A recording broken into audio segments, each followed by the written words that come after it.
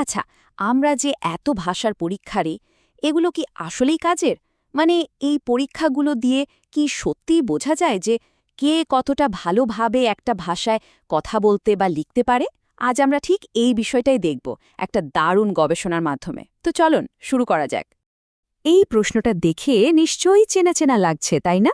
School college থেকে শুরু করে বিভিন্ন প্রতিযোগিতামূলক পরীক্ষা পর্যন্ত এই ধরনের ব্যাকরণের প্রশ্ন যেন ভাষার দক্ষতা মাপার একটা অবিচ্ছেদ্য অংশ হয়ে গেছে।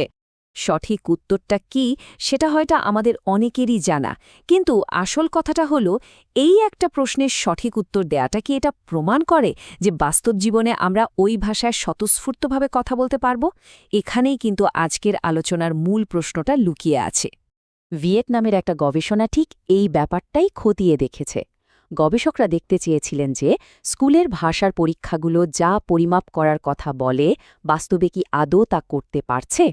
তো এই গবেষকরা মেকং ডেল্টা অঞ্চলের 10টা ভিন্ন ভিন্ন স্কুলের পরীক্ষার প্রশ্নপত্রকে বিশ্লেষণ করেছেন।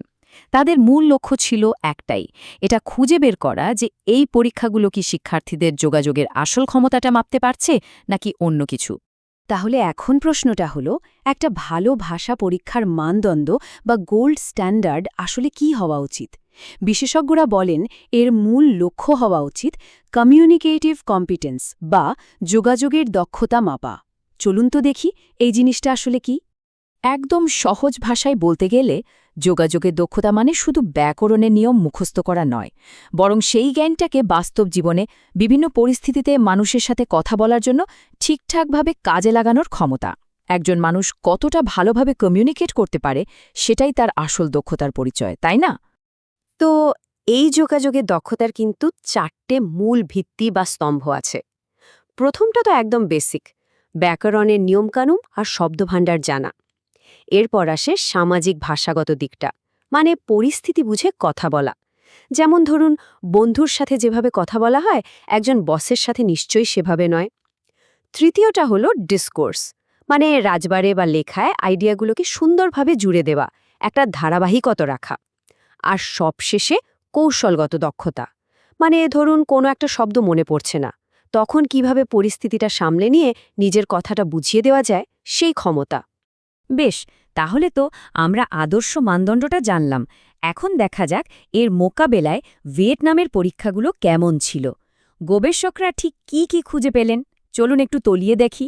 গবেষণায় যেটা পরিষ্কারভাবে উঠে এসেছে তা হল পরীক্ষাগুলোর প্রায় পুরোটাই ছিল ব্যাকরণ আর শব্দভাণ্ডার কেন্দ্রিক, আর বেশিরভাগ প্রশ্নই ছিল মাল্টিপল চয়েস, যেখানে অপশনগুলো এতটাই কাছাকাছি রাখা হতো যে শিক্ষার্থীদের কনফিউজড হয়ে যাওয়ার সম্ভাবনাই বেশি ছিল। এমনকি লেখার দক্ষতা যাচাই করার পদ্ধতিটাও ছিল বেশ অদ্ভুত। শিক্ষার্থীদের নিজেদের মতো করে কিছু লিখতে বলার বদলে তাদের দেওয়া হতো এমন কিছু এলোমেলো শব্দ যা সাজিয়ে একটা বাক্য বানাতে হবে। এটা তো ভাষার ব্যবহার শেখা হলো না, এটা তো অনেকটা পজল মেলানোর মতো ব্যাপার হয়ে গেল। গবেষণার একটা খুব গুরুত্বপূর্ণ পর্যবেক্ষণ ছিল এটা যে পরীক্ষাগুলোতে শিক্ষার্থীদের নিজেদের ভাবনা, মতামত বা অভিজ্ঞতা লেখার সুযোগ প্রায় ছিলই না। ফলে তাদের সৃজনশীলতা বা স্বাধীনভাবে চিন্তা করার ক্ষমতাটা পুরোপুরি অবহেলিত হচ্ছিল। তাহলে কি অনুপস্থিত ছিল ভাবলে অবাক হতে হয়। ভাষার পরীক্ষায় কথা বলা বা শোনার কোনো পরীক্ষায় ছিল না। সৃজনশীল লেখার সুযোগও প্রায় নেই বললেই চলে। পুরো সিস্টেমটাই ছিল মুখস্থ নির্ভর, যেখানে বাস্তব জীবনে ভাষাটাকে কিভাবে ব্যবহার করতে হবে সেদিকে কোনো নজরই দেওয়া হয়নি।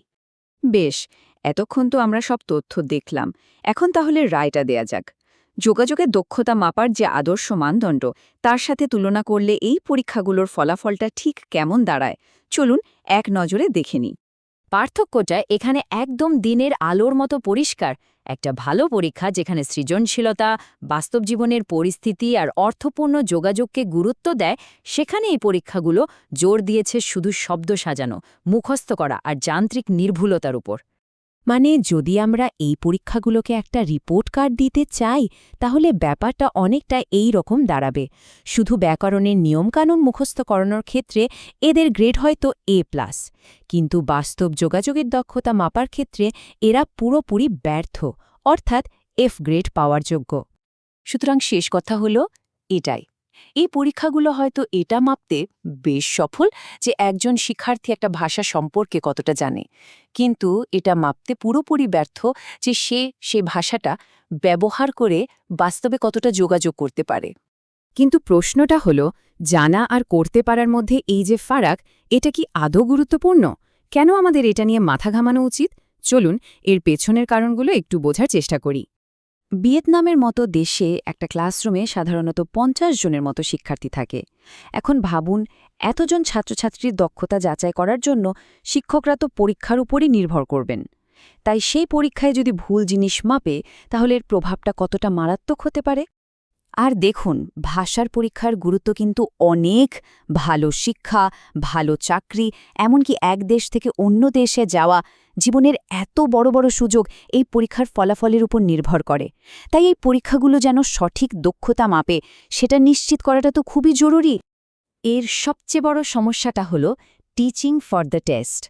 মানে, যখন পরীক্ষা পদ্ধতিতেই গলত থাকে, তখন পুরো শিক্ষা ব্যবস্থাটাই সেই পরীক্ষাকে কেন্দ্র করে ঘুরতে থাকে।